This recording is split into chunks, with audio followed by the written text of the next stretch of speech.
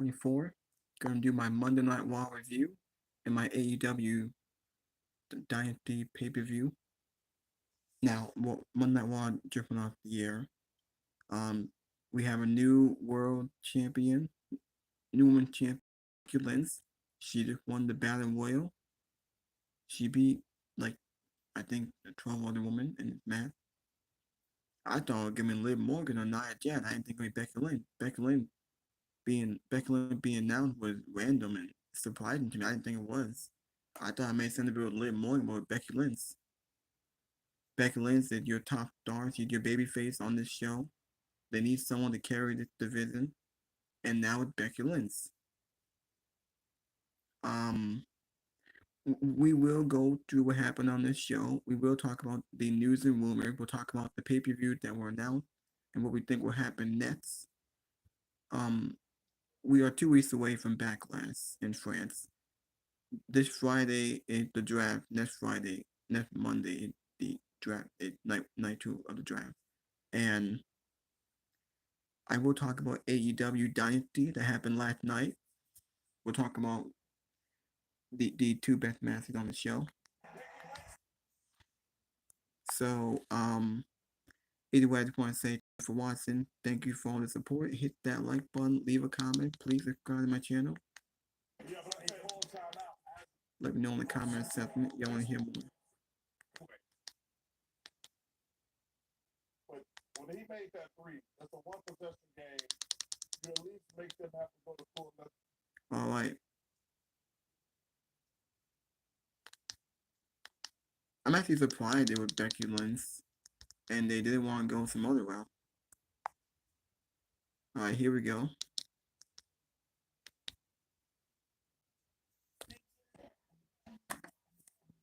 No more of these damn commercials, man. Get out of here.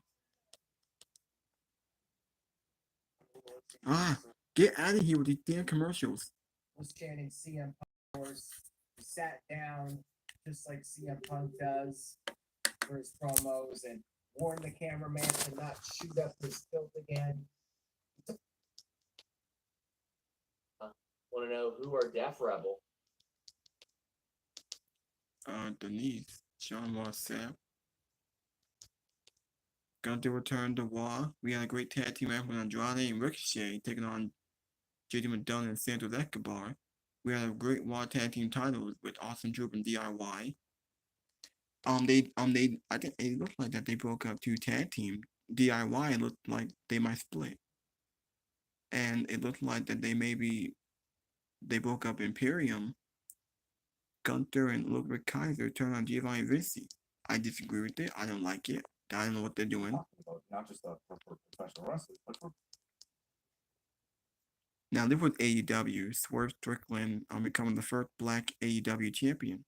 It's possible it can be done, but not easy. As you guys know, for the pay-per-views coming up, Backlash, we know that's in France. The King and Queen of the Ring is in Saudi Arabia on May 25th. SmackDown, the go-home show, is also going to be in Saudi Arabia. They did announce house shows like Birmingham and Clash in the Castle. I mean, Cardiff, that's also a house show, but they did announce Clash in the Castle, which I was very surprised about. Now, this was announced weeks ago, but it's announced for the pay-per-view on June 15, Saturday, Clash in the Castle. They did announce the next NXT pay-per-view. As you guys see, it says NXT Battleground. That's going to be on June 9th, Sunday, in Las Vegas. Each time, just here's the two big silent killers that don't speak, and I just do a few big power moves. I can only assume that was kept happening because that's all they had. I can only assume. I don't know, but I can only assume.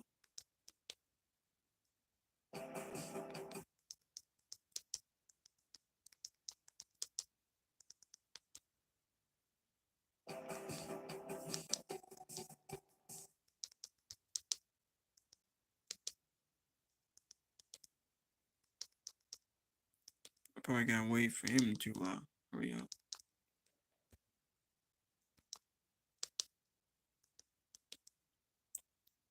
Yeah, they crowned someone new. All right. So, now let me show y'all what happened on this show. Cody Rhodes wasn't on this show. He'll be on the show this Friday, because that's going to be the draft. He'll have the contract signed with AJ Styles. Show opened up with Jey Uso and Damian Priest. Had a decent promo. Jey Uso super kicked Damian Priest after JD McDonough mistake. Decent promo. It was fine. A little bit silly, but it was fine. Priest's time is now, but it will be Jey Uso's time. I mean, I think people have a decent title reign for now. We had a great match with DIY and Austin Truth. A very good match. I love the ending. The ending, Mid and R-Truth hit the, what's it called? The Truth Crossing finale. That was that what Michael Cole called it. It was a great ending. I did not like that they were teasing a split from DIY, because after they lost, Ciampa walked away. After they lost, Gargano shook. He also showed good sportsmanship to Mid and R-Truth. He shook their hand, but Tommaso Ciampa walked away. So they could be teasing him going heel, or they could be teasing a split from DIY. I don't know why. They're better together. Now, are we really gonna have Ciampa go solo? Ciampa too good to be in a tag team. He'd have to be better by himself. We did get Gunther coming out. He came out there, addressed his great IC title reign, 666 days. He did respect Sami Zayn. Gunther teased are going after the King of the Ring. And then we got the New Day coming out. Xavier Woods, he also teased King of the Ring. So clearly, I think Gunther is your man to win King of the Ring. And he will be next in line for a more title. Now he said whatever championship. If it's Damian Priest, Cody Rhodes, I don't think it's gonna be Logan Paul. It's not gonna be Sami Zayn again, but Gunther clearly going after a world championship. I'm booking him to win the King of the Ring. I know it's too early. We gotta wait until we get done with Backlash, and then we start setting up. Okay, King of the Ring. I think Gunther's your guy. He's your heel to win it. He's definitely ready. We had a great match with New Day and Imperium again. I'm over this feud. We've seen this match way too many times. New Day got the victory again. After the match was over, that was the only thing that was talked about. Ludwig Kaiser turned on Giovanni Vinci with a surprise attack and beat him up after the match was over, and walked in the back, looked at Gunther and said, I handled it. So it looked like they really turned on Giovanni Vinci. Now this turn had been teased for months. They've been teasing this for months. Actually longer than that. I think last year they teased it. And a few months ago they teased it. I don't know why. I don't know why they've been trying to kick out Giovanni Vinci. He's not going anywhere at the singles. He's not doing anything by himself. I think Imperium better together. They should be going after the tag team titles. Imperium should be the team to beat Austin Truth. It's not good that the fact that you're breaking up tag teams. I don't understand it. This is why I wasn't for them splitting the titles. Because they don't have a stronger division on both shows. And it's not good you're breaking up tag teams. So what team? I want it to be the New Day. It can't be the New Day. Is it gonna be Judgment Day? We already saw that. Why we gotta see it again? I think Imperium should have been a team. I don't get it. I don't understand it. Now I hope this is no troll.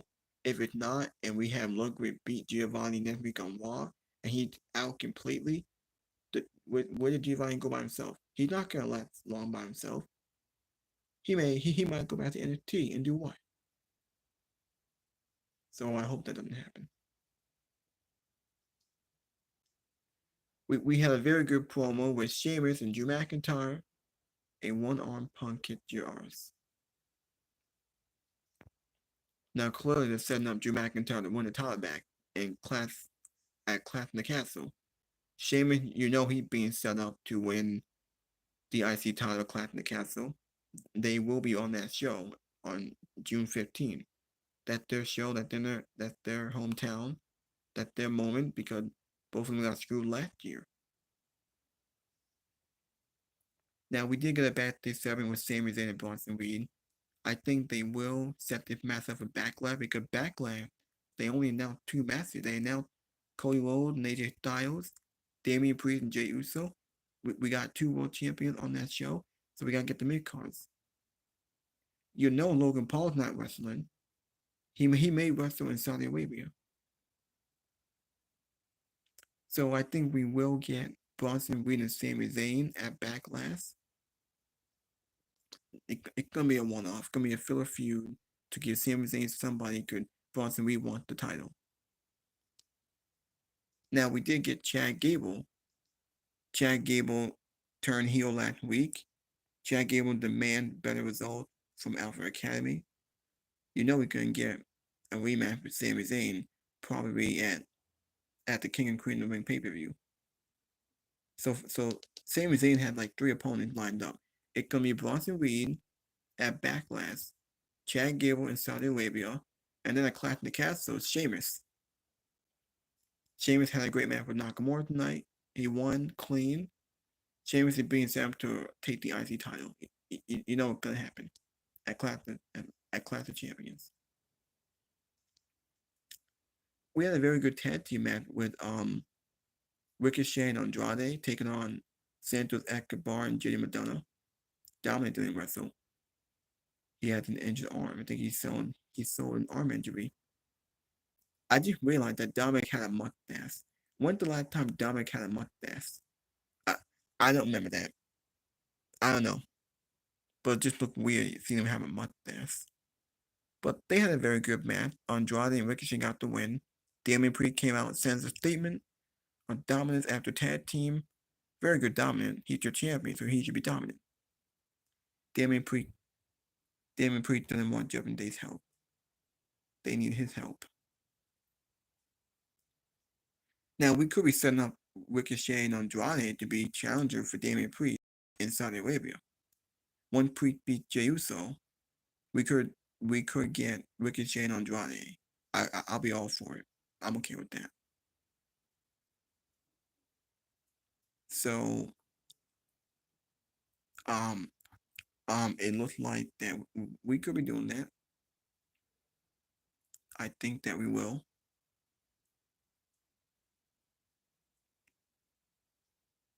Now, the main event with the Battle Royal.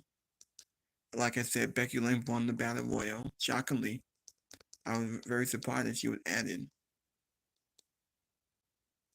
Selling with Amazon has truly been a blessing. Well, you were here.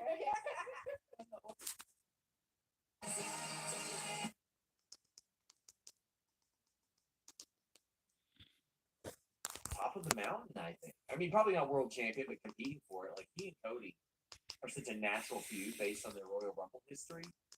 So I think that's probably a good course. Thank you for being here with me for a long weekend. We had a podcast on Saturday. I released a mic drop with some WrestleMania 141 chatter on Friday. We did a podcast on Saturday. We were here last night watching Dynasty together, which was just a fucking trip of a show. And that Danielson Ospreay match, holy smokes. And now we are back tonight for a review. So we'll get into kind of Raw, we'll get into what might be happening at Backlash. We have 3, count them, WWE pay-per-views coming up in about the next 7 weeks, as we did get an announcement on the next Saudi show, which I've been wondering about why we haven't had that one come up yet. And it does look like, once again, like they did last year, they're going to tie in the King of the Ring to this, or at least the King of the Ring finals to the show in Jeddah, which is in May, the same weekend as Double or Nothing, excuse me. So you're going to have a crown jewel on Saturday, Double or Nothing on Sunday. But then a couple of weeks before that, we got Backlash in France, and then a couple of weeks after that, we have Clash of the Castle in Scotland. So 3 big international pay-per-views coming up for WWE, and all 3 of them will probably be pretty good. So the next 7 weeks is going to be heavy with wrestling between WWE and AEW. A lot of shit going on. So lots to keep track of. So we will try to get into it as best we can today. Before we get into Raw, we got a couple of news tidbits to get into. We were talking on Saturday on the podcast about the small handful of WWE releases that we learned about on Friday, including Jinder Mahal and Xia Li, and a couple of other NXT names. Here was another guy. Well, it was learned today that among those releases that was not recorded, actually, one of them was, in fact, Von Wagner, which is kind of surprising because they felt like they were trying to do something in NXT. And Von Wagner has been released. So between Veer and Von getting released, getting their releases, between Veer coming and Come Tuesday, there's a great tag team name in there somewhere for those guys. I think Ejaculate Conception might be good. Those guys hit the indie scene as a tag team, maybe only working on Tuesdays. Could be fun. Best of luck to Von Wagner and everybody who was released on Friday, and if more people will be released perhaps this week, hopefully there will not be any more, but there could be. And now that it is a new era in WWE, one thing we should have to keep our eye on or consider is that they might handle releases different. One thing that they've done differently as opposed to years past is for the past several years now, they've stopped kind of announcing releases on their website. Now it's pretty much the talent coming out and tweeting about it, or mentioning it on social media to confirm it. That's how we're learning of these things now. But another thing WWE used to do is do just mass fucking crazy releases, like 6,000 names in one damn day. Maybe they've changed their strategy on that. Maybe they want to stretch them out. 5 names this month, 5 names next month. If we want to release 20 stars, then maybe we'll release 5 people once a month for the next 4 months. Maybe it's something like that. But I wouldn't want that either. If I'm going to be released, I'd rather just know. What would you do? Would you rather take a gun to the head or a slug to the chest where you slowly die? I'd rather just end it. It's going to end. And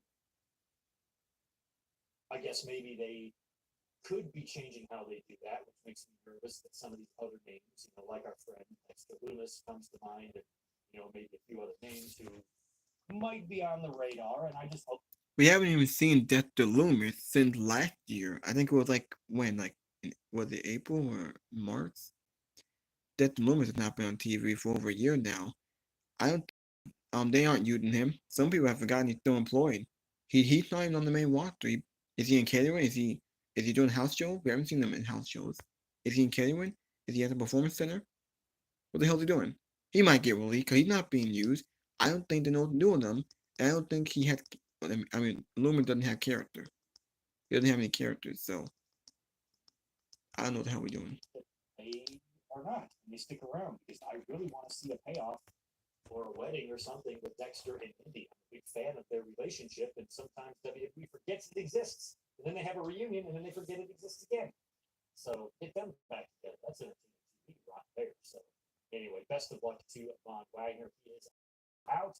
Sticking around, however, is Finn Balor. Finn Balor re-upped with WWE today, commemorating his 10 years with the company. He put up a tweet today that said, after 10 years in WWE, I think it's finally time to say that I ain't going nowhere. And Fight the Select did report today that he did ink an extension. Balor should go over.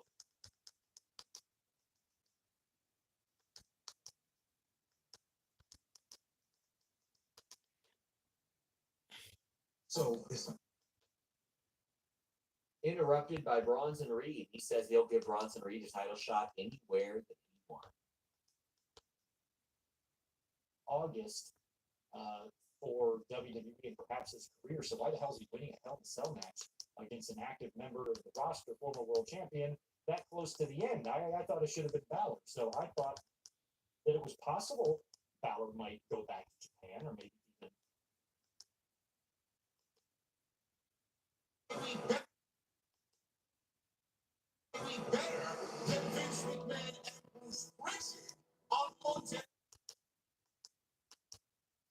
Alright, now since I talked about Monday Night Raw, now what happened on AEW, the only 2 things that really mattered It was another great pay-per-view. Swerve Strickland, like I said, defeated Samoa Joe to become the AEW World Champion. He made history, the first black man in the company to be the world champion. Bryan Danielson and Will Ospreay was the best match. That was match of the night. One of the best matches in years. That match was phenomenal. Greatest match in AEW history. As for the news and rumors about the WWE draft moves including champion, we'll get NXT call-up, some big returns. Life after the for Vince McMahon. What would Vince do?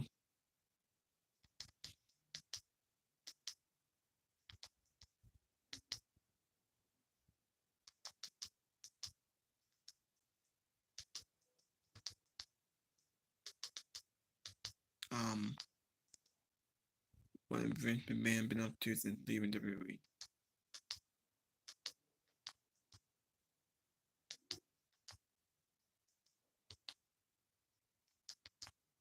That could be tomorrow. Andrew Zarian.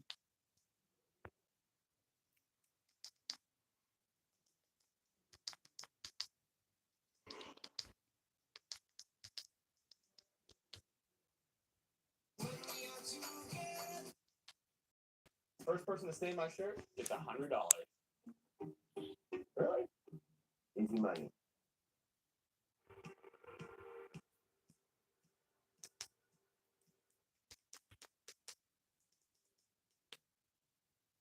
Exposes how awful the women's. There wasn't one solid contender that I just previously mentioned. And who do you think the final three were, man? Oh my God. I'm sure we didn't see Piper Niven in the final three. I'm sure we didn't see fucking Katana Chance in the final three. Chelsea Green in the final three. No. We didn't see any of those women. Candice LeRae. Maxine Dupree, man. It surprised me. No, it was the typical Becky Lynch, Liv Morgan, and Nia Jax final three. And we all knew that was gonna happen. I see a lot of people on social media wondering why they went with a battle royal. This was a weak way to go about crowning a new champion. Guys, it's not that difficult to see how things should be on television. WWE announced that they are having a king and a queen of the ring tournament. So WWE is not going to hold two tournaments when more than likely there will be qualifying matches to enter that tournament. WWE is not going to do two tournaments on television to crown a queen of the ring and then a world champion at the same time. That is just outlandishly stupid. Now, granted, WWE could have raised the stakes in the Queen of the Ring tournament and made that tournament for the Women's Championship, but we didn't go that road. We didn't do that, and WWE is left with a battle royal that was a disaster. Becky Lynch ended up winning the championship. Becky Lynch is now a 7-time women's champion. Becky Lynch wrestled Rhea Ripley and lost at WrestleMania. I don't think everybody should jump to conclusions right away. I don't. Did it make sense for Becky Lynch to win the championship? Probably not. I would have put the title on either Nia Jax or Liv Morgan, to be quite honest. Liv Morgan was the one that made sense. But the way that I think WWE is thinking about this is the following. I think WWE wanted their safe bet going into the draft. And I think coming out of the draft, Becky Lynch is not going to hold the championship for all that long. No, she's a transitional champion. I think Liv Morgan will win the belt. The way that I see it, I think WWE is going to put the title on Becky, have Becky carry whatever Rhea did with the championship, which wasn't much. I mean, if you look back at Rhea's title reign, it's fucking terrible. Let's be real. I mean, it's going to go down as one of the most unmemorable title reigns in women's history. Rhea Ripley's great. Rhea Ripley is fantastic. I mean, she didn't really do much with the championship, but that's WWE's fault. That's not Rhea Ripley's fault. They didn't give her a solid division to really, be competitive against her. That's WWE's fault. That's Triple H's fault. Maybe he fixes that come the draft. I certainly hope so. I certainly hope that's a priority. But I think WWE wanted to put the title on Becky Lynch to have Becky hold the championship and maintain whatever essence Rhea Ripley had with it.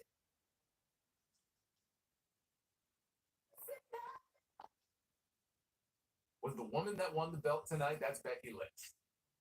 They panicked. They said, oh shit, we lost our biggest star. Let's put the belt on Becky.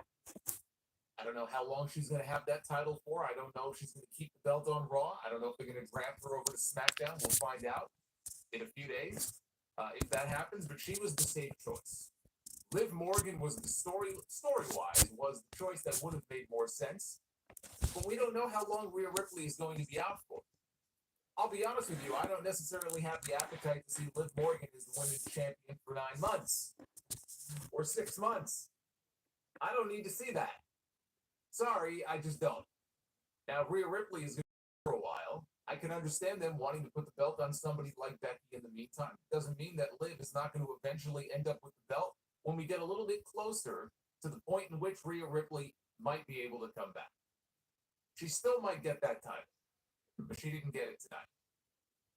We also got the first promo from Chad Gable since he turned heel on last week's show after losing to Sami Zayn. He's been doing a lot of that over the last several months, losing. Chad Gable, I can't remember the last time Chad Gable won a match. I'd be pissed too. I'd probably snap and go on a rampage also if I had a losing streak the way he does. There was something very humorous, though. In his promo tonight, he had the other members of Alpha Academy in the ring, and there was something that he said to Tozawa that I thought was just priceless, and I'll get to that later on when I get into the details of the segment. But we did have his first heel promo tonight, making it very clear that he is still coming after the Intercontinental title. We had a tag team championship match tonight. We had the return of Gunther to the show for the first time since losing the Intercontinental title at WrestleMania. That's why I hesitate to call it a filler show, because, a filler show would normally just imply. And Jade Cargill to that mix. WWE has a fear of creating new stars, especially in the women's division.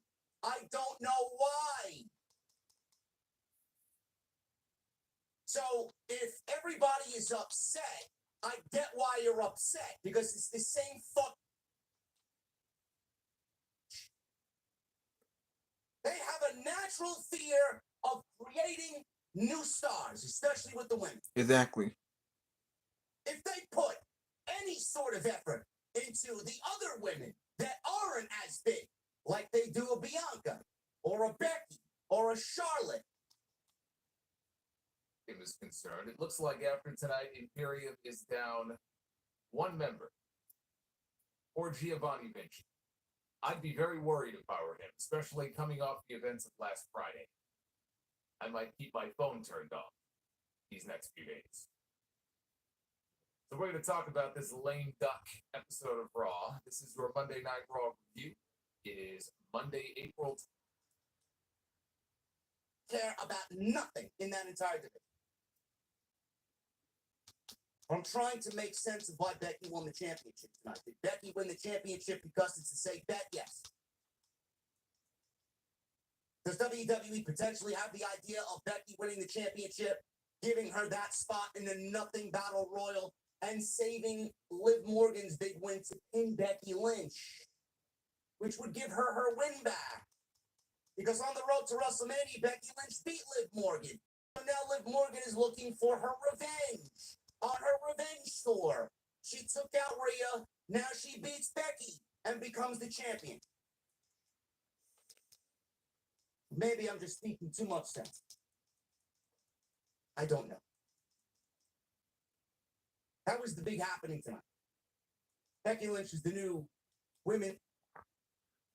She thinks that Becky like personally victimizes her, and that's how she'll.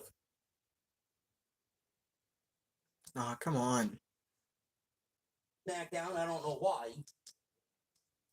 WWE could potentially move Becky Lynch over to SmackDown. I don't We'll want to see see how that. the draft plays out. I don't want to see that. Starts on Friday. I think Becky Lynch is the way to go. Yeah. Other than that, this show was all over the place. Might have been The done. Battle Royal was chaotic in a bad way. It was sloppily put together. This whole show was sloppily put together. The matches felt off. The energy in the crowd was dead in Cleveland. Where were they tonight? Cleveland? Ohio. Energy was off. Dead crowd. Matches were sloppy. Nothing really mattered. It honestly felt like the last days of you packing up everything in your apartment, and everything is just scattered about in boxes.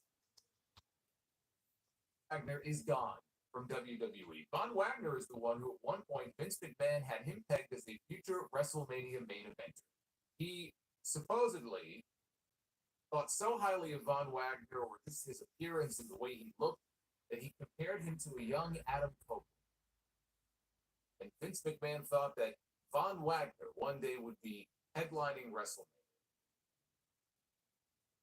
Perhaps WrestleMania 54, maybe. Maybe he'll have a redemption arc. He'll leave, he'll come back like Drew McIntyre, and he'll be even better than he was when he left. Right? Never say never. But it ain't going to happen anytime soon. You can add him to the list of names.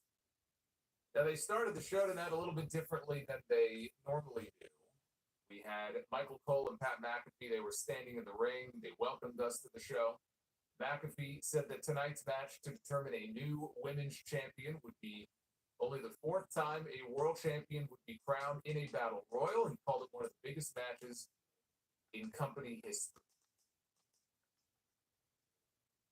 That's what they have to say. Wrestler. He is fucking great. So is Ludwig Kaiser. Ludwig Kaiser apparently did what Gunther told him to do. Gunther didn't think he was going to carry out the plan, and he did. And he put Giovanni Vinci on the show. Now, I don't know what this means. I don't know why they opted to split one of the best tag teams in all of the industry in Kaiser and Vinci. But I'm looking at it right now with a side-eyed look and a big question mark hanging over my head. Why?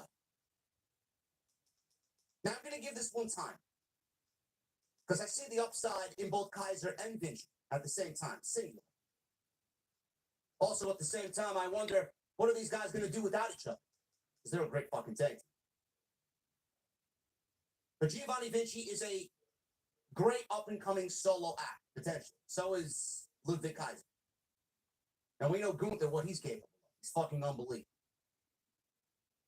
Are they going to replace Giovanni Vinci with Ilya Dragunov? Is Ilya Dragunov going to join Imperium? Is Ilya Dragunov going to come back and join Giovanni Vinci to battle Imperium? And battle Gunther and Kaiser? I don't know. Only time will tell. But my first inclination is, why would you break up one of the best tag teams in the industry when you already had solidified the direction for the tag team division with two separate championships? We now have a WWE Tag Team title and a WWE World Tag Team title. And you're taking one of the best teams in your company away from your tag team division. I find that to be absolutely counterproductive. They have to have a plan. Maybe those plans include Ilya Dragunov. So we'll see what happens there. Gunther announced himself for the King of the Ring, which I have absolutely no problem with, and neither should you, quite honestly. There's one guy that should win the tournament, it's him. There's one guy that embodies King of the Ring, it's fucking Gunther. And Chad Gable. Chad Gable's heel turn Chad Gable's heel work is going to be fantastic. He's still eyeing the Intercontinental Championship. He's still eyeing Sami Zayn. And he is basically telling the rest of Alpha Academy that it's him now that needs to be fed. He is the priority. They are not. He's tired of wasting time training everybody while life passes him by. We are in for the best Gable that we've ever seen. We're going to go over the rest of the show, guys. I appreciate you being here. We got 2,800 in the OTS venue on this Monday night. Thank you guys very much for all of your supports. Follow me on social media.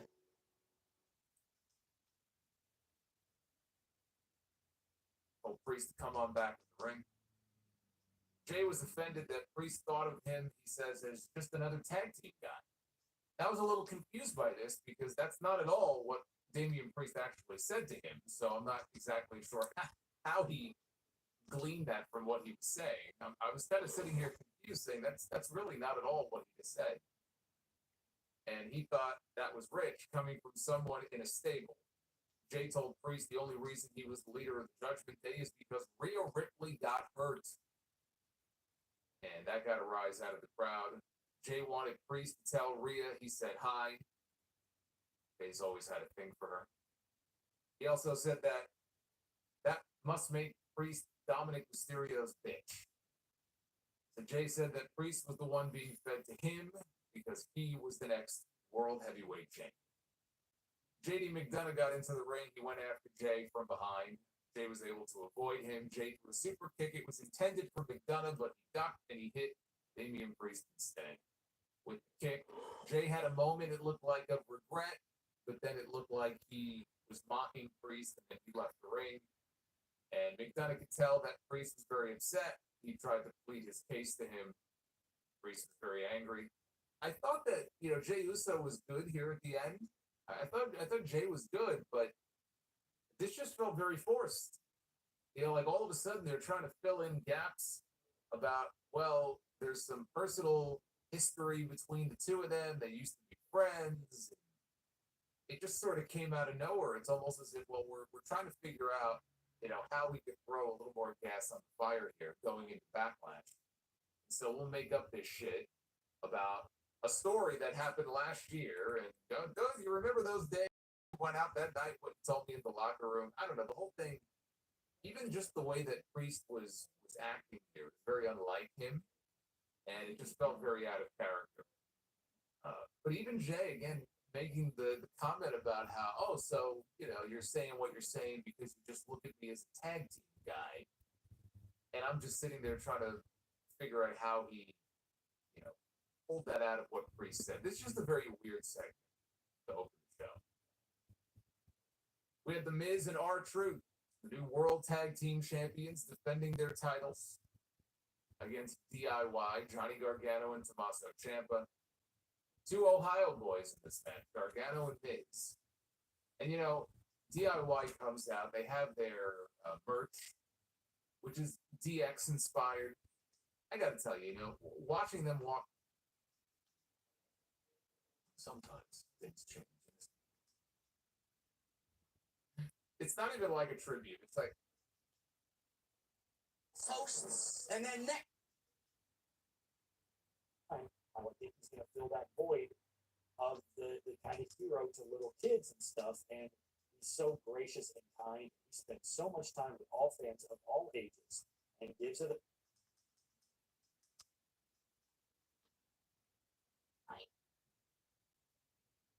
Right? I gotta be honest with you.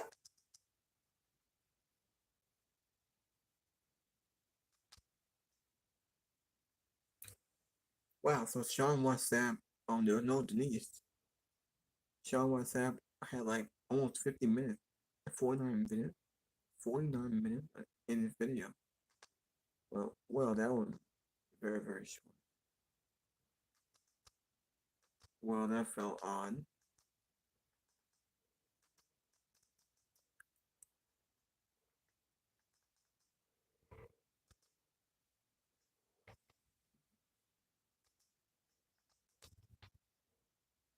because I I love these two together.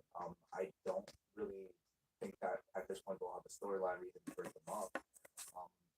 So I would hate to see that association end, but I also do think that, yeah, like at this point, it's time to push Kaiser as, you know, a significant player, because he's really passed every single test. Now, so by the way, that like stair spot is the same thing that he did to Kofi. So this is like sort of a signature spot that Vinci off for, like they might not go to the snap Wait, what? an angle to write out Vinci. Click because, you know, we all know that Shane.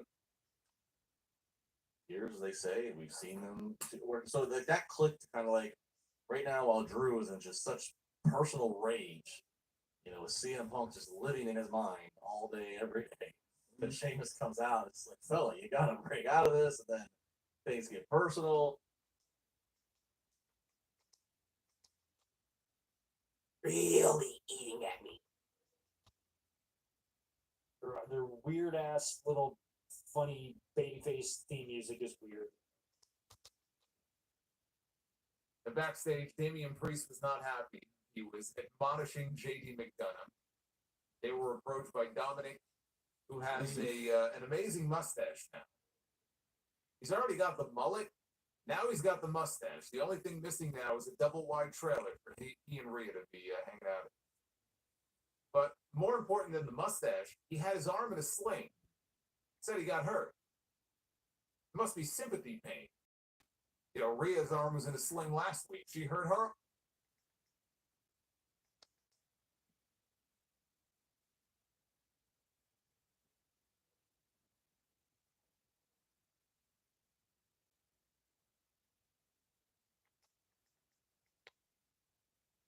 Of his title and said it shows why he was next and that he's now. He said Jay is the first person the machine is feeding him, and there's nothing to be ashamed of that he's the first to fall. He said he'll get to be the first to lead all the people in rising for him. Priest turned to leave. Jay told him, no, come back. I'm not done. Jay asked, that's really all he sees him as. Just a tag team guy and just another Uso. Jay said the only reason Priest is the leader of Judgment Day is because Rhea Ripley got hurt. He says he's Dom Mysterio's bitch. Jay got fired up and let out a big yee. So JD McCafe charged at Jay from behind, but Jay ducked and JD super kicked Priest. McDonough looked concerned that Priest got the worst of it. Or no, Jay super kicked Priest, I'm sorry. But JD facilitated this in happening, but he caused it all to happen. Jay said, my bad. Jay left the ring as Priest shot McMuffin a nasty look. So, this was the way WWE opted to open Monday Night Raw. First of all, Jey Uso is always energetic, and he's always, when he gets fired up, Jey Uso is a very good promo. So is Jimmy. Not going to take that away from them. They're very good at what they do. They're actually a better promo than they are pro wrestlers, in my eyes. Both Jimmy and Jey. But I really want to focus on Damian Priest. This is not a good start to what's to come for Damian Priest. It's not. And I'm being open and honest with you guys, just like I always am. I'm a big fan of Damian Priest. I appreciate what Priest has done. I love the fact that Priest came from where he was to where he is now. You see the growth. It's one of my favorite things about being a fan of professional wrestling. To see where he was, to see where he is now, to see what he did at WrestleMania. It's a beautiful thing. Just like we saw Swerve Strickland win the AEW World Championship last night from Samoa Joe at AEW Dynasty, where he came from over the last 3 years to where he is now. If this is any indication of a Damian Priest babyface turn, we're in fucking trouble. Seriously. I don't know what Damian Priest did here tonight. I don't know what direction Damian Priest took himself in. I don't know what he thought, the way that he conducted this promo. Don't know why he thought it was good. Every bit of this was not the type of sell for a world championship match that you need. It wasn't doing Priest or the championship any favors, and Priest came off looking incredibly weak. The tone that he used is not it. What are we doing? We're not out there sitting at the bar, shooting the shit, talking about pro wrestling. You're in front of a live audience, and the cadence and the tone that Damian Priest delivered this promo made it seem lifeless, dull, and absolutely uninteresting to build towards a world championship match at Backlash. No matter what's going on, whether there's a draft or not, whether these guys are going to be on the same brand or not, lifeless. This really had me rethinking that maybe we should start to reconsider Damian Priest turning into a babyface and keep him as a heel. Because if this is any indication about what's to come as babyface Damian Priest, you guys can fucking keep it. Seriously. I don't want any bit of it. I'm not even interested in this match, to be quite honest with you, because we all know exactly what's coming. The rumor is, the streets on social media are saying that Jacob Fatu will be at Friday Night SmackDown. I've been saying it for the last 2 weeks. Jey Uso ain't winning the World Championship, and Jey Uso is going to be confronted by the newest member of the Bloodline. That is going to be Jacob Fatu. Because they already took out Kevin Owens, they took out Jimmy, and now they're going to take out Jey. And who the fuck do you think is going to do that? Seriously. I see some people in the chat saying, give the belt to Drew. Yeah. Yes. Damian Priest was never the guy to hold the championship. Transitional to a T. T or transitional. Damian Priest. I don't know when that happens, but the sooner the better. And I mean that in no disrespectful way to Damian Priest. Tonight was not a good night. Exactly. It wasn't. And I'm a fan of what he's done and what he's done in the Judgment. Tonight did not hit, and tonight did not sell a world championship match the way that it needed to be. The clip aired of Chad Gable beating Sami Zayn after Sami Zayn beat him last week. Beat him up right in front of his wife and kid, did Chad Gable. It showed Gable arriving outside the arena, saying that he's been off social media all week and wanted to address the audience here for his actions last week. R-Truth and The Miz, the new WWE World Tag Team Champions, defending those titles against DIY, Johnny Gargano and Tommaso Ciampa. Now, being that they were in Ohio, this is where Johnny Gargano emanates from. This is his hometown. Figured that they might put the titles on DIY finally tonight on Raw. And once again, I'm sitting here to tell you that DIY is still not the WWE World Tag Team Champions. R-Truth and The Miz defeated Tommaso Ciampa and Johnny Gargano to retain the World Tag Team Champions. Why? I don't know. So, early on, it looked like Ciampa hurt his knee, and I always get scared when it comes to Ciampa because Ciampa has had an injury bug, and the injury bug has been nasty to Tommaso Ciampa. So anytime he gets potentially injured, I worry. But it looked like he was all right. Miz tried a springboard move, but Ciampa nailed him with a mid-air knee strike. Truth tagged in, he did the John Cena 5 moves of doom. Gargano cut him off with a super kick. Ciampa followed with a pedigree for a near fall. Gargano took Miz out with a suicide dive, while R-Truth cradled Ciampa for a near fall 2 count. DIY hit Truth with meat in the middle, but Miz yanked Gargano out of the ring as he made the cover. Miz threw Ciampa over the barricade, tagged in. Miz and Truth hit Gargano with a combo skull-crushing finale and flatliner for the 1, 2, 3. Awesome Truth defeats Degeneration X on Monday Night Raw to retain the tag team titles. This was less than spectacular. This was very uninteresting. I'm already not liking R-Truth and Miz as the tag team champions, but I'm glad R-Truth got his WrestleMania moment. Now we can get back to everyday life where we need to take the belts off them and put them on a real fucking team. At the end of the match, Truth and Miz offered a handshake to both Johnny Gargano and Tommaso Ciampa. Gargano hugged both of them. Tommaso Ciampa did not. He opted to turn around and leave and ignore all of them, including his own part. Fans booed. Now, we already saw Giovanni Vinci leave Imperium, or get kicked out, I should say. He didn't really want to leave voluntarily. He got kicked out of the group because shit out of him. So we got Imperium disbanded. And now you mean to tell me that we may be disbanding DIY?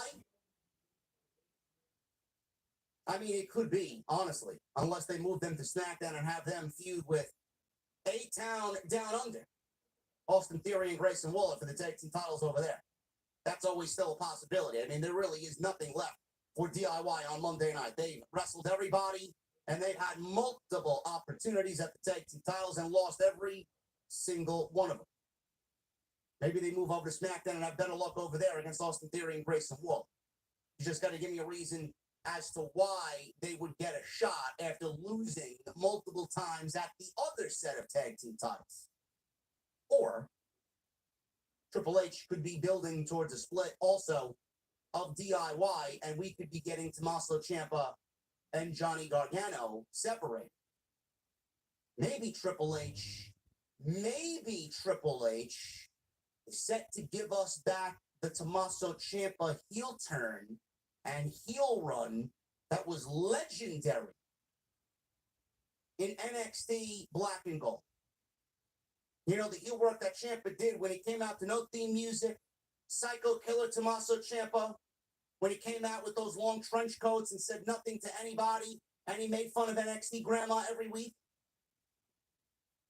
I remember.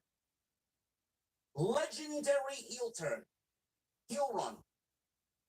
May go down as one of the best heels that the industry's ever seen, Tommaso Ciampa. Unbelievable run. And the feud that him and Gargano had, stuff of legends.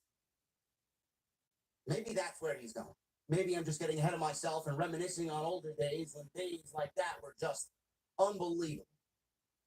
Maybe it's exactly what they need, because DIY, even them together, still in Ohio, this is Johnny Gargano's people. Lukewarm at best. Nothing seems to resonate. Nothing seems to work. Some cities get a decent reaction. Most cities get no reaction. It could also be that terrible fucking theme music that they got from Def Rebel. Awful. I don't know. But they're clearly building towards something. What is it? Who knows? Very interested to see where Triple H goes with this, because we know that he loves both of those guys. And this is a draft that Triple H is completely in charge of, so who the fuck knows what plans he's got for both of those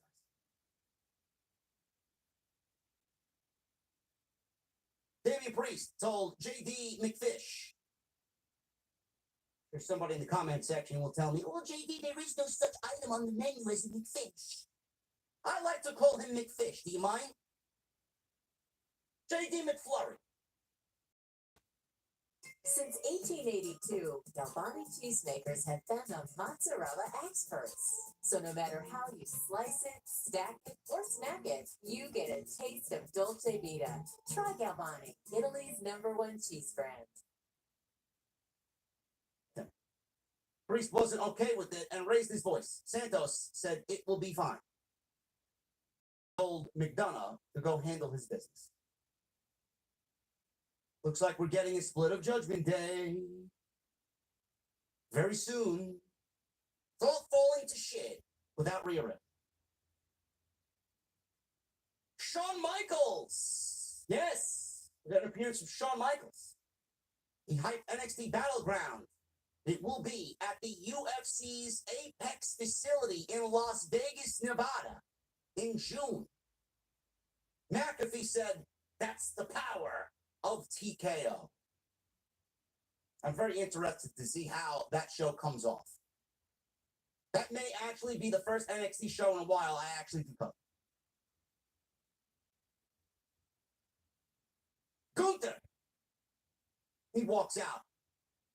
The Ring General is back on Monday night. Good to have him back. Gunther stood in the ring with Ludwig Kaiser and Giovanni Vinci. He says he isn't going to take any shots at Sammy. He said he took some time to reflect on what had happened at WrestleMania. He said he became the greatest Intercontinental Champion in that title's illustrious history. No lies detected.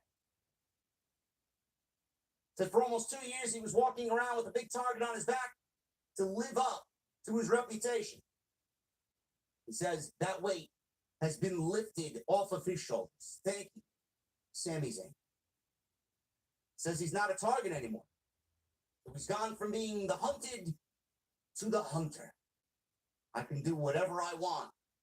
This is a brand new era. Said wherever he ends up in the draft, he is declaring himself for the King of the Ring tournament. Said then he will decide which championship to go after next. As he wrapped up, his music played, and then the New Day's music interrupted Gunther. Now, I will stop there before we get into what the New Day had to say.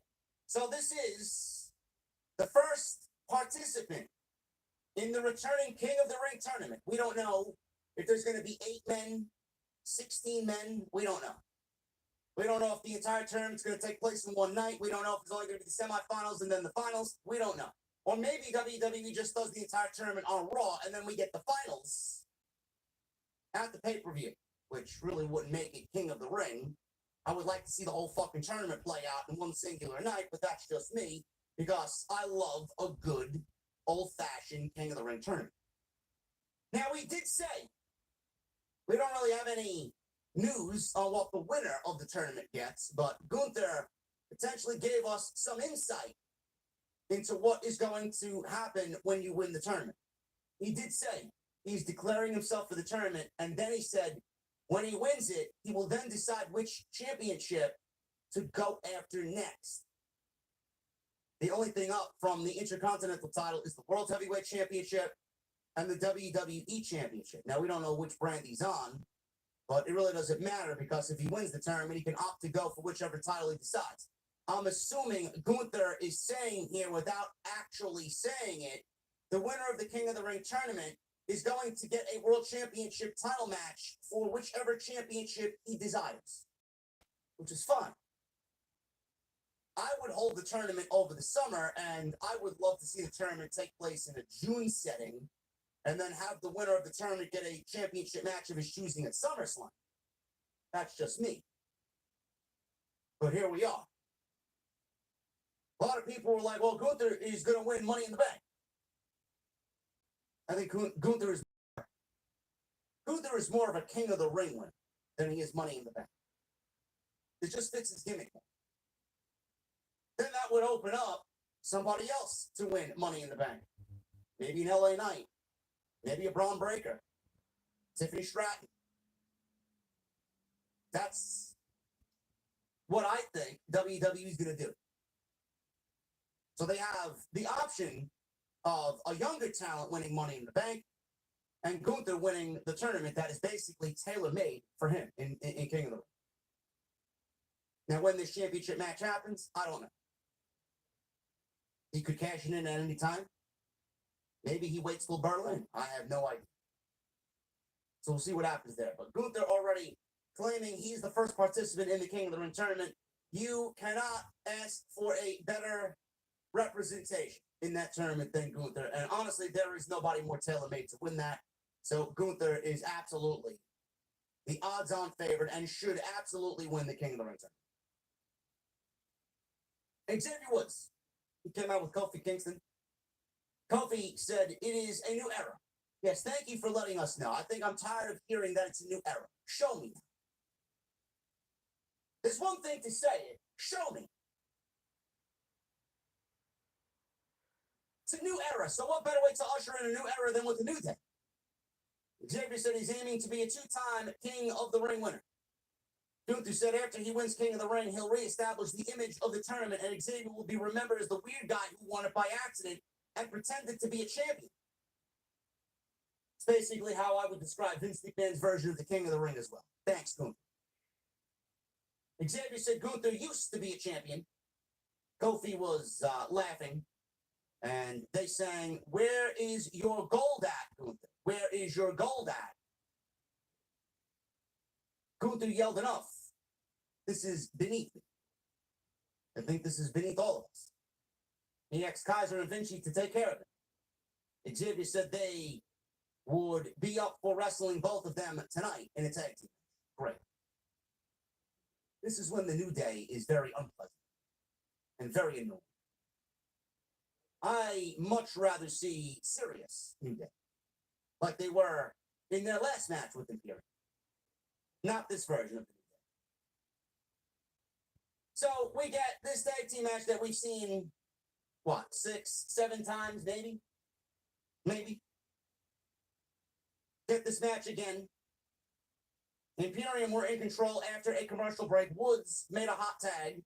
Hit Vinci with a tornado DDT. Goes for a cover, only gets a 2 count. Kingston tagged in. Vinci turned him inside out with a wicked clothesline. Imperium tried a double team move, but Woods intercepted and Kingston was able to counter.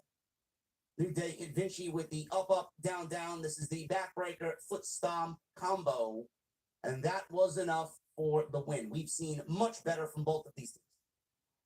And what have we seen already? We've seen countless times. So I am pretty much over. So the New Day wins. Gunther was pissed and he stared a hole through Kaiser before he left the ring. So they really milked the shit out of this. Kaiser was hugging Vinci and souling him and rubbing his head and whispering in his ear. They really lingered on these guys, and I'm like, are we getting a fucking turn here?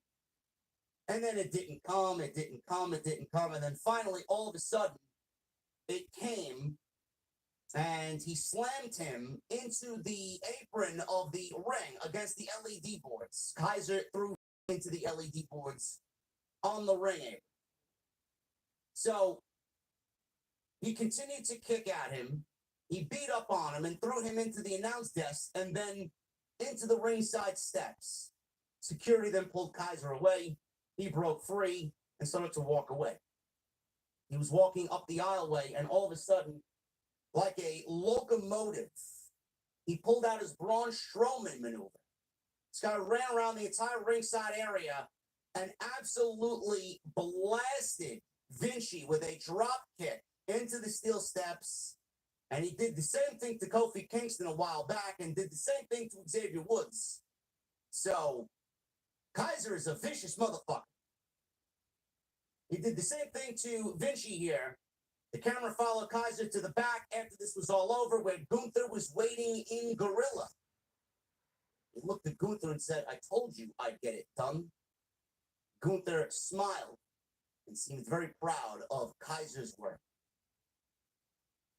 Now, I understand that Kaiser has huge upside. So does Vinci as a singles performer. This obviously was used to shift into that. Looks like Kaiser's going solo. What happens to Vinci? I don't know. We've gotten a taste of what Vinci can do in a singles capacity on NXT. I wonder if they're going to both go single and they are both going to move to separate brands. I don't know. I don't know what Triple H has up his sleeve for these boys. I don't know. I understand that there's massive upside, but I am a little hesitant to fully commit to a Kaiser and Vinci solo run individually away from the tag team when they are not at their strongest in the tag team division. I've been saying this since 2016. There has not been one singular year since then And yes, I was on YouTube since then. There has not been one singular year where WWE has actually had a decent amount of tag teams in which they could call it a division. I'm not telling you I'm not giving it a chance because I see the upside in both. They're both incredible pro wrestlers. But while the Judgment Day is going away, and the Judgment Day seems to be on the rocks, Imperium could be the group that takes things over on Monday night. Now, that still very well may be the case. They just may add another member to the group and fill his role, Vinci's role, in the group. That's still a possibility. But when you actively take a team like this out of the division, it doesn't really give me great hope and expectation that much is going to change in the tag team realm. There isn't a solid enough ground for this division to uphold both divisions. There isn't.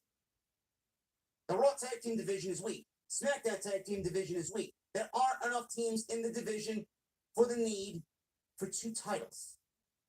It's been that way for 8 years now. I don't know what else I have to tell you. Go look at the team. There's not one fucking division on Raw and SmackDown any single year we've had a draft that I could confidently say that's a division. Finally, we're on the right track. Now, maybe they call up some teams from NXT. I have no clue. Maybe they replenish. I have no clue. But to break up Imperium seems wildly chaotic and very random. It almost looks like a Vince McMahon. I didn't really expect them to break up. Now, again, I don't know what Triple H has in store for Kaiser. He may be on the verge of a big singles run. He may be going out the title. He may be someone who enters King of the Ring and goes far and deep into the tournament. I have no fucking clue. No idea. But you got to understand where I'm coming from. Because it's been the same argument every single year. And nobody is going to stop me in this argument. Nobody is able to refute the facts. There is not one single division that I could confidently say is a tag team division. That's it. There's enough teams there, we're good to go. Does this open up the door for Ilya Dragunov to come on in? Is he going to come in and join Imperium? I don't know why we're lumping Ilya Dragunov in Imperium. Does he come in and join Imperium? Does he come in and back Vinci? Does he come in as a babyface backing Vinci going against Kaiser and Gunther? Who knows? Who knows when Gunther's going to be ready for the World Championship? We don't know. Maybe they want to start Kaiser and Gunther off on the main roster and have Gunther preoccupied with Ilya Dragunov first, before they move him on to the World Championship. Who knows? I just find this to be just very random. Very, very random. And I don't know why we are breaking up tag teams when WWE doesn't have their tag team division in any sort of order.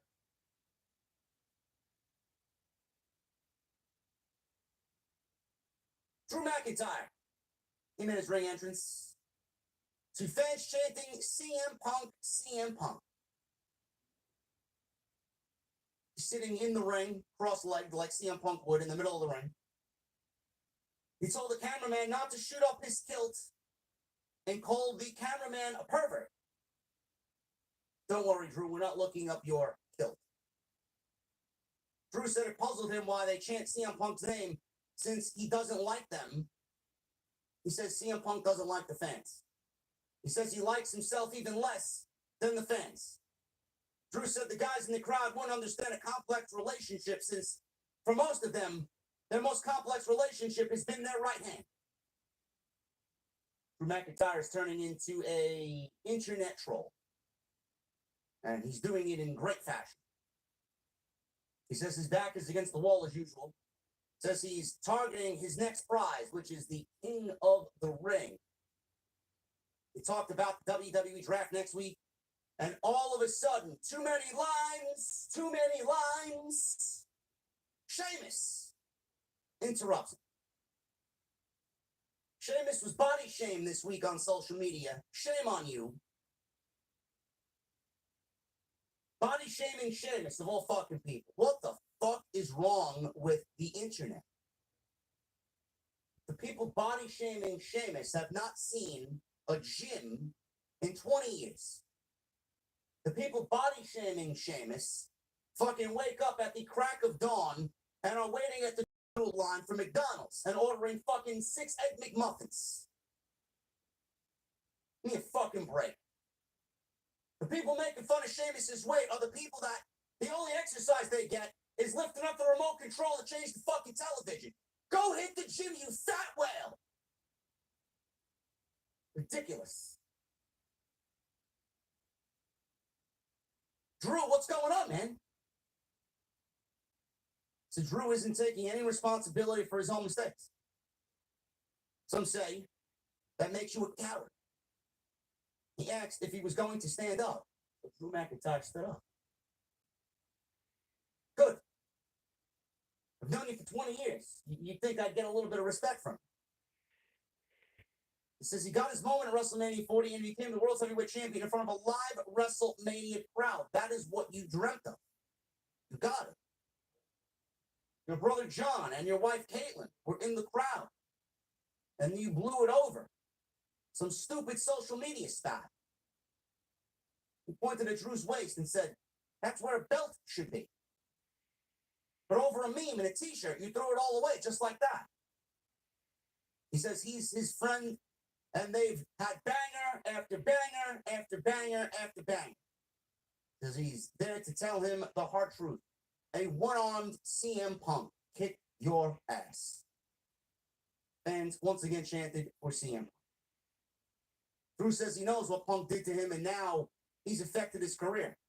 Sheamus said it's an unhealthy obsession. Drew said before Sheamus was injured, they were having bangers. But now it appears when he was out, it's been burger after burger after burger after burger, which is a reference to Sheamus being fat. With all the memes that went on all last week after he made his return. Sheamus said, you got good at those one-liners. The thing is, I can lose the weight, but you can't fix stupid, Sheamus said. Drew said the guys in the back last week were calling you the Ginger Pillsbury Doughboy and Blubber Man. He says he was standing up for him. Sheamus says it doesn't bother him what they're saying. Drew says he tells the truth every week, and he's his only friend. He said in the past, they've thrown fists, and then they had a pint afterwards. He said he only fights if it's worthwhile, but this isn't worthwhile. He said he'll be there for him, though. He said he'd watch his back from ringside. Sheamus looked confused. Burger after burger after burger after burger. Great. I love me a good burger. I do. The body shaming on Sheamus is ridiculous. He's already looked 1 week coming out of last week. He already looks better. You can see that Sheamus is in the gym. He lives in the fucking gym. He's got his own fucking YouTube channel with Celtic Warrior. This guy's gonna be fun. Also, they brought him back way earlier than expected, so he couldn't get into the optimal shape that he wanted. So now he's got to be on television and get in the shape that he needs to be at the same time. They called him back for the draft. Sheamus is in his mid-40s. He's not some spring chicken. But are we really making fun of Sheamus's weight? The guy will be back in tip-top shape before you know it, before the summer ends. You're going to see him defined with muscle come June. Watch. He is a little chunky. So what? So what? So how you're off television for 9 months? He had neck surgery or a neck injury. Not sure why it's a big deal. Maybe these two meet in the King of the Ring. Maybe this was a seed planted for what is to come. Maybe Sheamus also enters the King of the Ring tournament or qualifies for the King of the Ring tournament, and then they end up being in the tournament. That would be nice to see. Sheamus. They wrestled Shinsuke Nakamura after this promo with Drew McIntyre. Decent little match here. Very one-sided as far as who was going to come out victorious here. Nakamura is elite jobber status now. Nakamura targeted Sheamus' neck, but Sheamus fought back. We go to a commercial break. We come back after the break. And Sheamus hits an avalanche white noise on Shinsuke for a near fall. Sheamus looked at McIntyre, allowing Nakamura to hit him from behind with a knee strike. Sheamus countered a Kinshasa into a power slam. Nakamura avoided the bro kick. Sheamus responded with a knee strike for 2. Nakamura hit a few strikes. Sheamus suddenly, out of nowhere, hits a bro kick for the 1, 2, 3. 11 minutes. It was fine for what it was. Sheamus looks very good. No matter what you want to say about his weight and his belly, Sheamus is a fucking beast. And he's only going to get better. I'm glad he's back on television. Kathy Kelly interviewed Sami Zayn. Sami Zayn is the Intercontinental Champion. And Kathy Kelly asked Sami how he's processing everything. Sami says it's been tough. He hasn't heard from Gable. Zayn was angry and hurt about what Gable did. He had a lot to say, but was biting his tongue. I wish I could tell you everything I want to tell you, but I'm going to wait till Gable gets out there. We're all going to listen to what Gable has to say. Bronson Reed approached Sami Zayn and said that Sami Zayn had bigger problems than Chad Gable. Zayn told him, you want the Intercontinental titles. This is what you want. Anytime, any place. Reed left. And then all of a sudden, Kathy Kelly was about to continue the interview with Sami Zayn, but Reed suddenly attacked Sami Zayn from behind. Officials pulled Reed away, but Reed crushed Zayn into some production crates. Reed says he would be the next Intercontinental Champion. You know, I'm quite worried that Sami Zayn, being the Intercontinental Champion, is not going to last very long.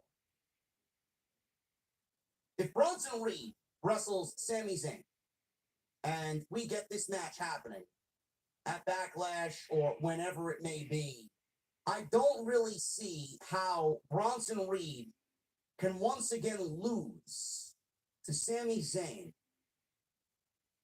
and not win the Intercontinental Championship without making him look like a complete loser. You would think that after all that Bronson Reed has done, he'd have to win the championship from Sami. At Olive Garden, we think you just get more for less. So with create your own pasta starting at $13.49, you get more ways to mix and match your favorite pasta and homemade sauce. And as always, our never-ending first course is on us. Oh no. The way that I look at it is I'm not ending a 666-day title reign to have this reign end in 3 weeks. I don't see how that's beneficial to the Intercontinental Championship. It's going to be very interesting to see how they up with this. Because I don't think Bronson Reed could really afford another loss to Sami Zayn.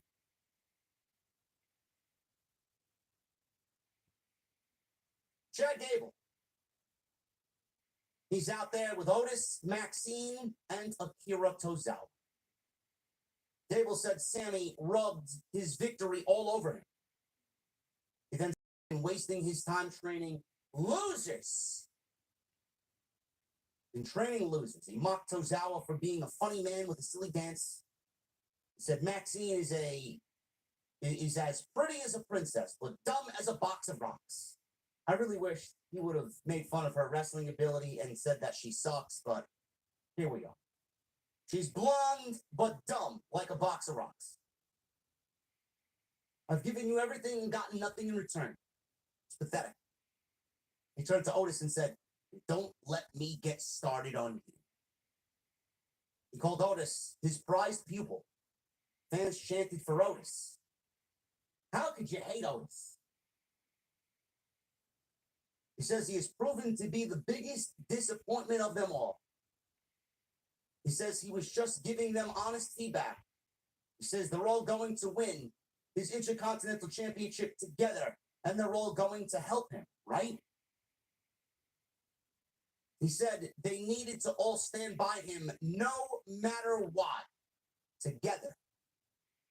Gable said Otis didn't say it loud enough.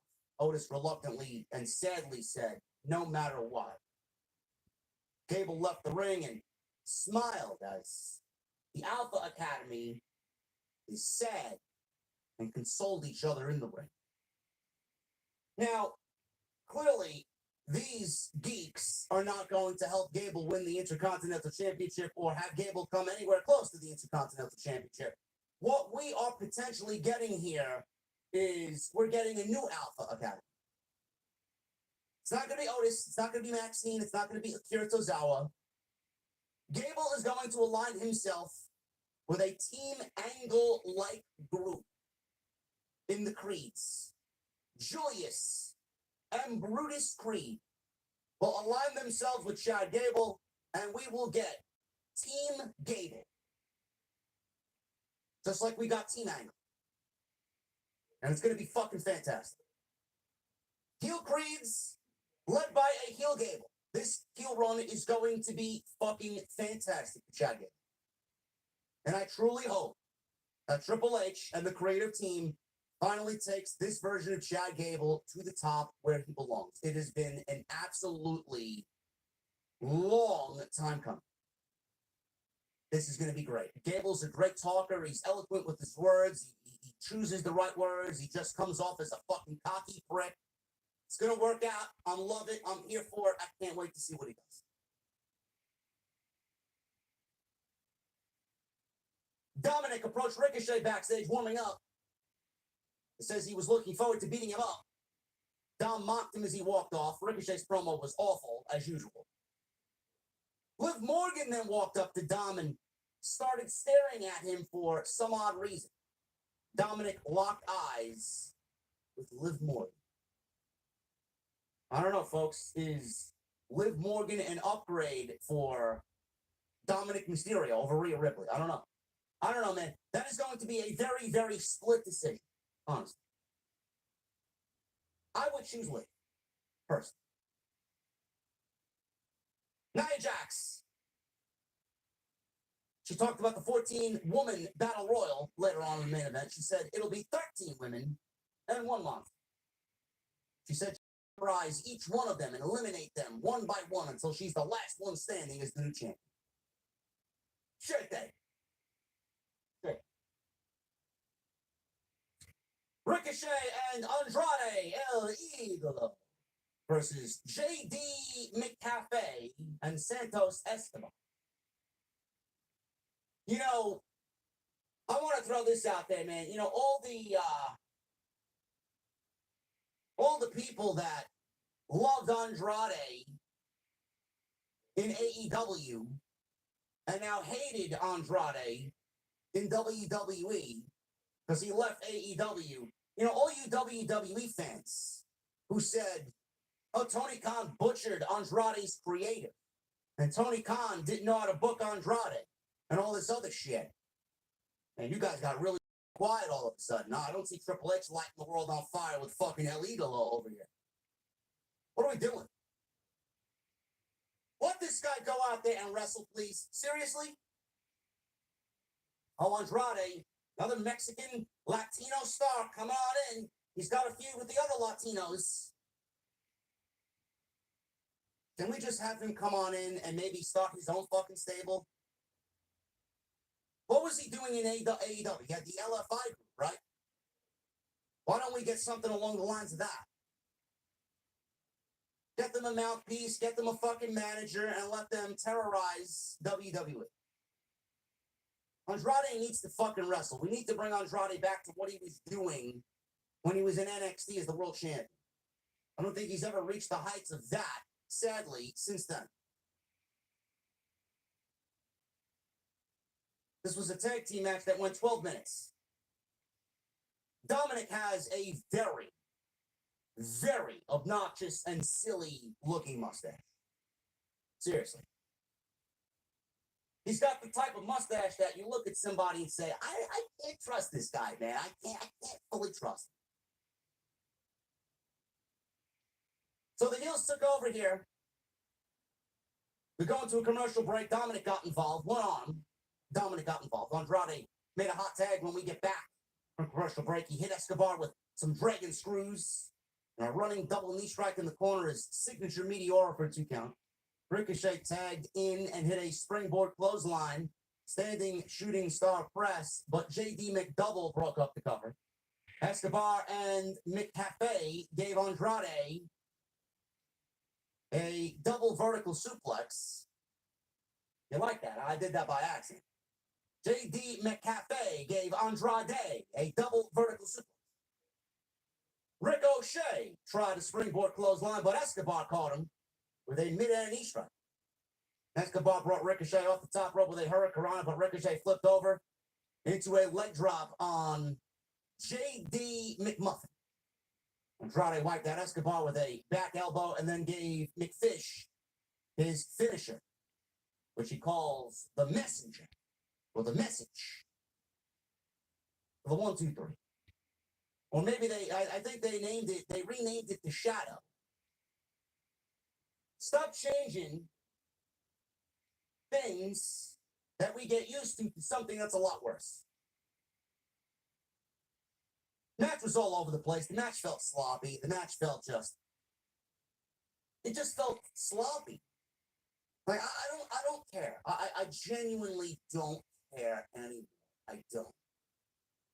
Tired of Andrade teaming with the fucking good guys, the LWO and Judgment Day.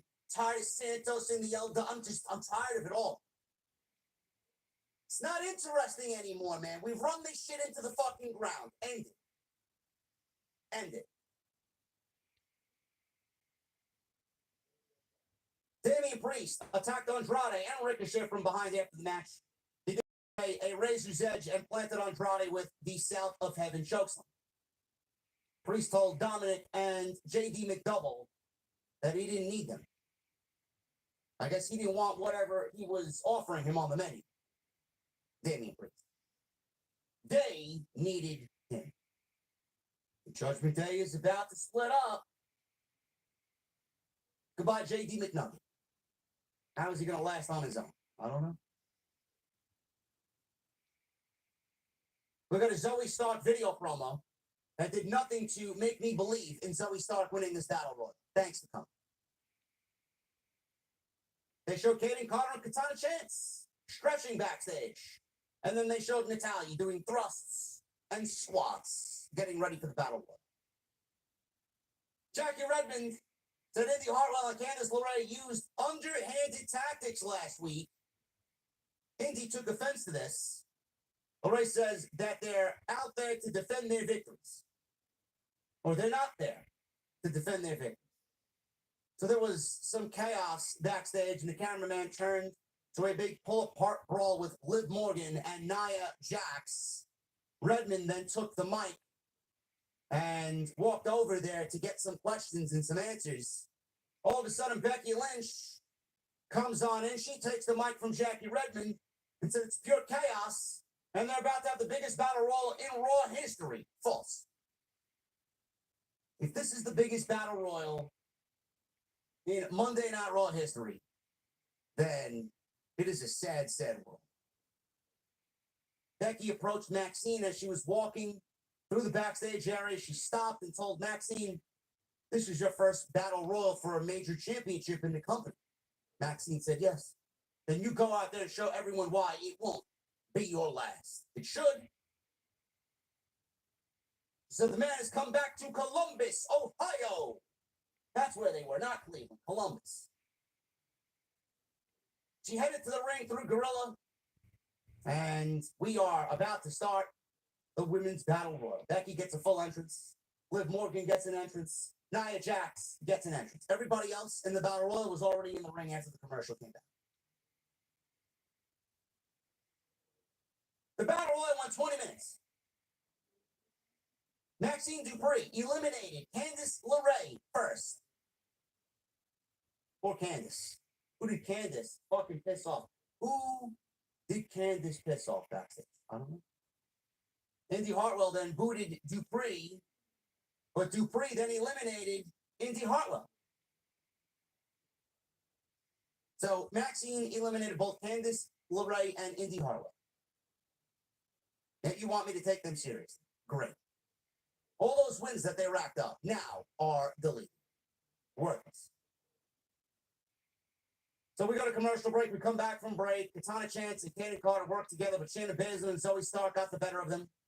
Baszler dumped Chance onto Carter's shoulders on the apron, and Stark super kicked them off the apron for the elimination. Thanks for coming. Nia Jax slammed Ivy Nile into the ring post, and Nile fell out of the ring for an elimination. Maxine stood up for Ivy Nile and went toe-to-toe with Nia Jax. I'll give you a guess as to what happened. Goodbye, Maxine. She tried to punch her way at her. She hit her with a step-up enziguri, and Nia Jax dumped her out. Goodbye. Becky Lynch eliminated Piper off the apron. Niven dragged Lynch under the bottom rope and shoved her into the steel steps. Piper Niven also hit a cannonball before placing Becky Lynch on the announce table. This is where things were just fucking absolutely piss-poor sloppy. Like, if you're not gonna break the fucking table, then maybe don't do the fucking table spot or position yourself better to where you can actually break the fucking table. Becky Lynch is laying on the announce table. Nia Jax was near the rope. Piper Niven grabbed her from underneath the bottom rope and yanked her out of the ring. For whatever reason, I don't know. Nia Jax fought off Niven and choke slams her onto Becky Lynch.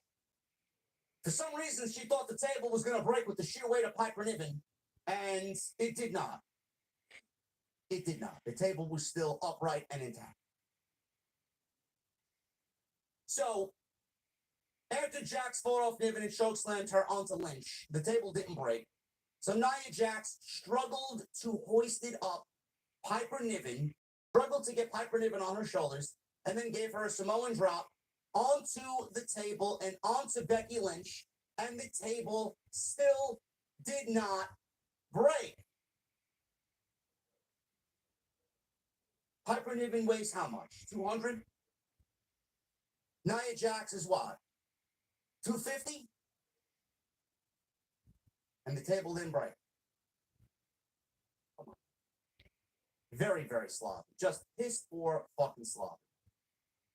They tried their best to kill Becky Lynch here, but Becky Lynch was sleeping on the outside, and the whole thing with Becky Lynch was she was going to make a triumphant comeback in the match, and she was being beaten up, and how's she going to win the Battle Royal after the two monsters beat up on her?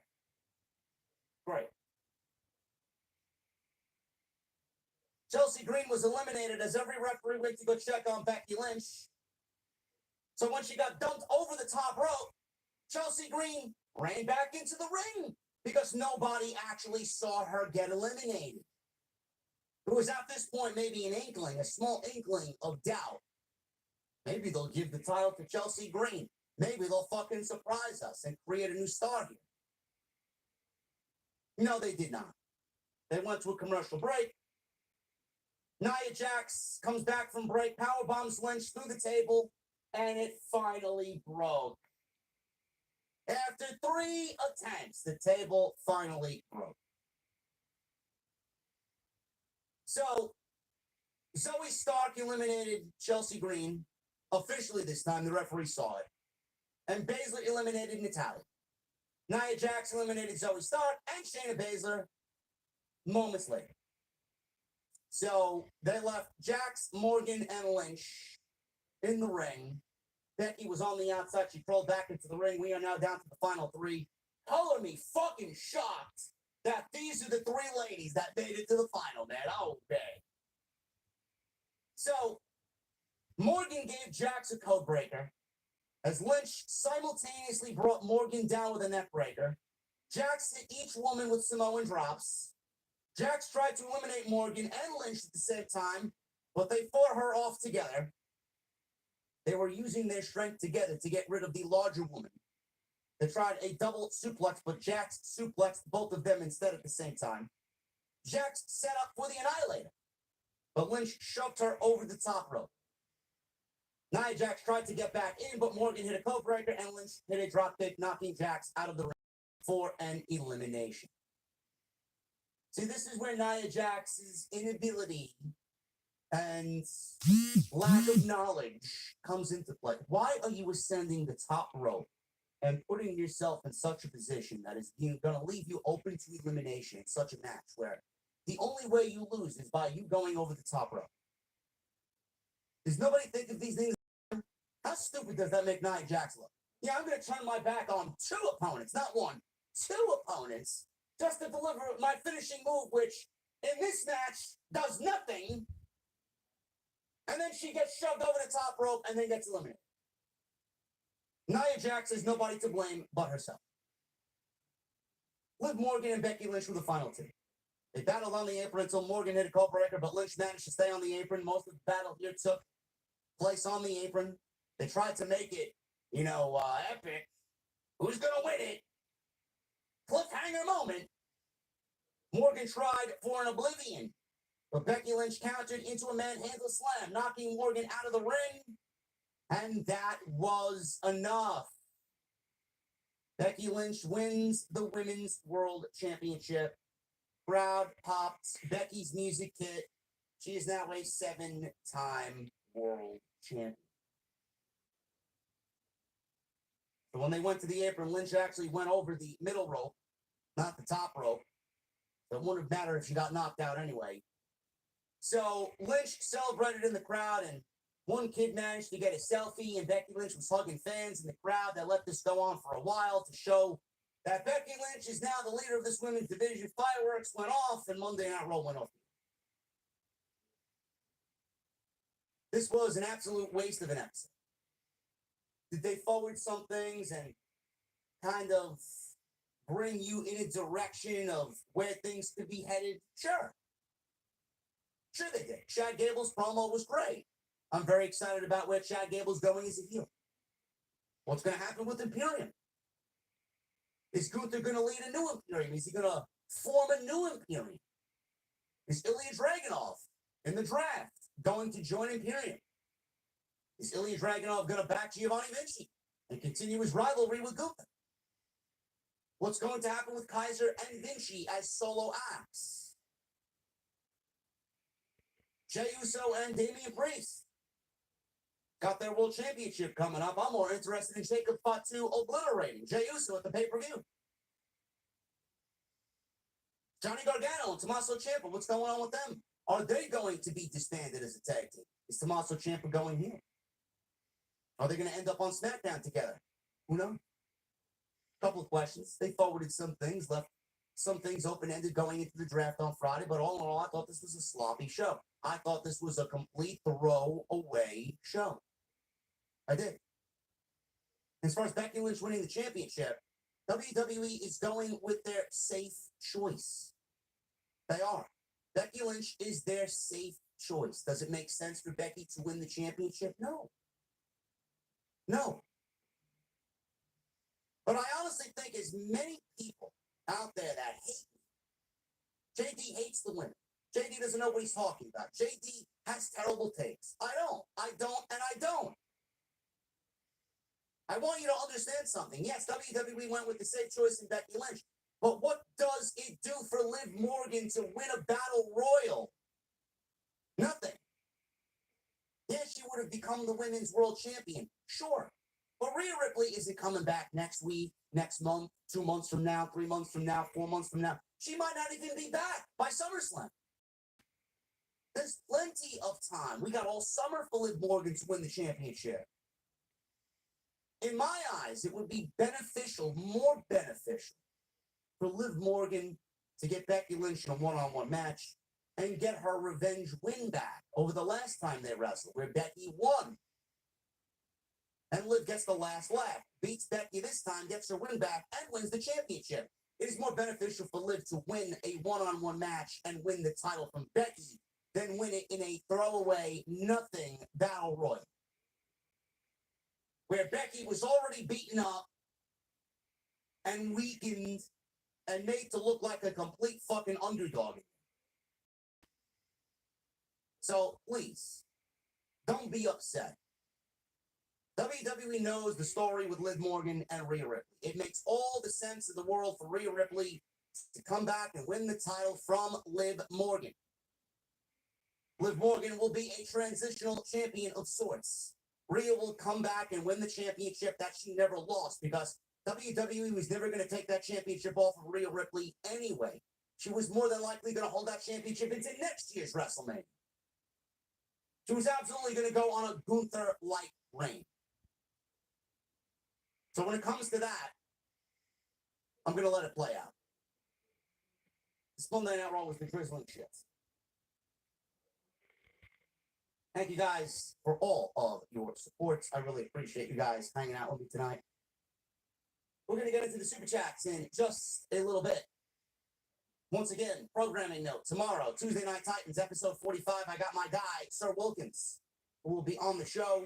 He will be joining me in the first guest host spot. Make sure you guys tune in 8:30 p.m. Eastern. It is going to be an entertaining show, to say the least.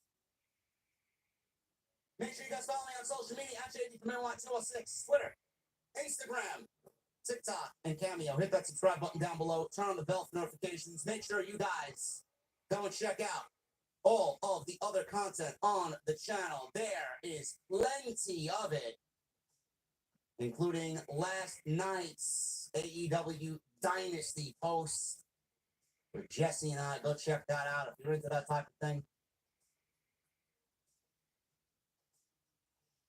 Hit that subscribe button down below. Turn on the bell for notifications, and please continue to get those super chats in. We're going to hang out in just a moment. Tonight's show is sponsored by Blue Chew. BlueChew.com, code JD at checkout. All you have to do is pay the $5 shipping and handling, and you will get. When every second counts, I order on the pizza. Raising Cane's chicken fingers. One love. Wow, that was fast. Blue Chew is a unique online service that provides the same active ingredients as Viagra and Cialis, but it comes in a chewable tablet, and it comes with a fraction of the cost. You can take them anytime, day or night. Plan whenever the opportunity arises. And the process is very simple. You're going to sign up at BlueChew.com, consult with one of their online licensed medical providers. And once you guys are approved, you're going to receive your prescription within days. No questions asked. And it's all done online. No visits to the pharmacy, no waiting in line, no awkward visits at the doctor's office, no talking to people you don't know. All done online. Boom. And the best part? It's shipped directly to you immediately in a very discreet package. So why not go and get that extra confidence like Cody had the confidence with Seth Rollins and Jey Uso backing him up. Undertaker backing him up. He had the confidence to beat Roman. Why can't you have the confidence when it counts in the bed? BlueChew.com. Code JD at checkout. All you have to do is pay the $5 shipping and handling.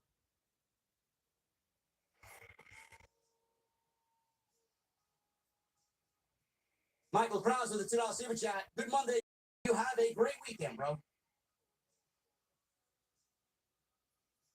Weekend was boring, Michael, but thank you. Cody Snyder with 24 months at Gold Mike looks awesome next to my name, in my opinion. Yesterday marked 2 years.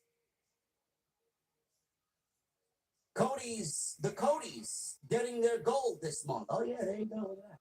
OTS for life. Thank you, Cody Snyder. Cody got his gold 2 weeks ago, and Cody Snyder got his gold microphone tonight. Awesome. Indus Shear with a $2 super chat. Liv Morgan sucks. I can understand why people don't like Liv Morgan. I get it. WrestleMess with a $4.99. Becky was the right decision. If she's a transitional champ, she won't be hurt by dropping it right after the draft to someone arriving from SmackDown. Or it could be Liv Morgan. DX Tricksters with 34 months. I can't believe that I'm saying this, but I'd rather have Nia Jax win over Becky Lynch. WWE took the easy way out again. Such a shame. You know what, man? I'm gonna agree with you. I probably would have chosen Nia Jax over Becky Lynch as well. At least it would have been something different. And let's be honest, Nia's put in the work. She has. Chris Leon with a 22 months. Correct me if I'm wrong. So Backlash is in 2 weeks and only 2 matches announced so far. Kind of lame. Yeah, I don't know what's going on with that, man. It is a complete throwaway show. Honestly, it's a throwaway show. The whole spectacle of it is that WWE's going overseas to France. That's it.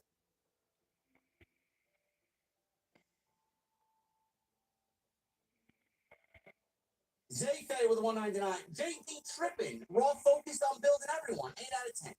Now, this was not an 8 out of 10 show. You guys are absolutely fucking mental, man. This was an 8 out of 10 show. This was a 4 out of 10, 4.5 out of 10. Craig Dubs with a 199. The women's battle royal was like an intramural game of tag. Yeah, it was fucking sloppy. Thomas Malloy with 19 months. Cheers to 19 months and many more to come. You deserve everything you've earned with what you built and the hard work that came with it. Cheers. Thank you, Thomas. I really appreciate that, man. Lauren with a $2 super chat. Gunther, King of the Ring, hoping Charlotte won't go after Becky. Me neither. Kendra Moore with a $100 super chat. Kendra, thank you so much. No one says it better. Thank you, JD. Kendra. Comment of the evening. Comment things with a 499. No Rhea, Rock, Rollins, Roman, Cody, Bailey, Sammy, Becky, Priest, and Paul. Supposed to carry us through. Gonna be a tough couple of months. I trust Triple H. Love you, JD.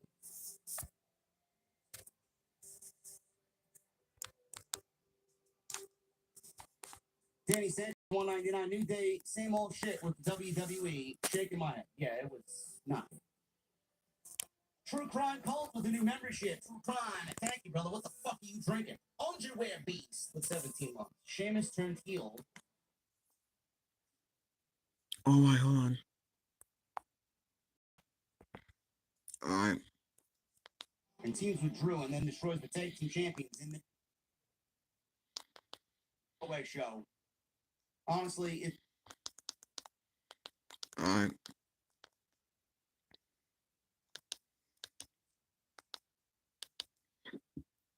Alright. Well,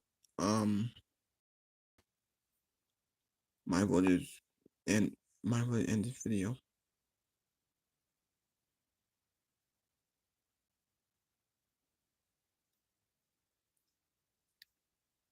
Yeah. My vote is positive.